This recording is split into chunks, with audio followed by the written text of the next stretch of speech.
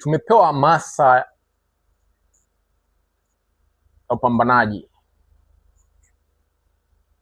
kujaribu kutake physical action ili tupate unafuu katika physical reality. Juhudi zote unazoziwekeza katika kutake physical action ni kitu ni muhimu. Ngoja nikae vizuri.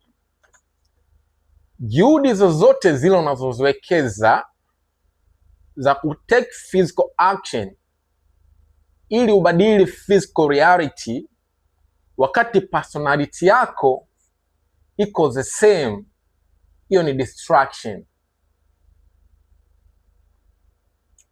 Sio physical action peke yake ndiyo inayokupelekea wewe kufanya mabadiliko katika physical reality.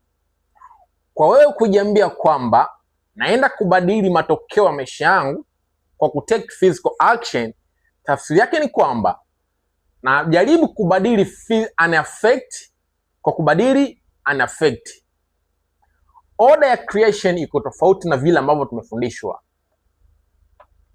Tumefundishwa kutake physical action, lakini physical action kabla haijatokea, physical action sio msingi namba moja wa kubadili matokeo ya maisha yako peke yake. Ni muhimu, inahitajika tufanye matendo ili tubadili matokeo ya maisha yetu, lakini physical action ni an effect. Physical action unaochukua ili kubadili matokeo ya maisha yako, nasema ni distraction, kwa sababu we mwanadamu ni multi-dimension being. Kwa maana umedhihirika katika nyanja tofauti tofauti.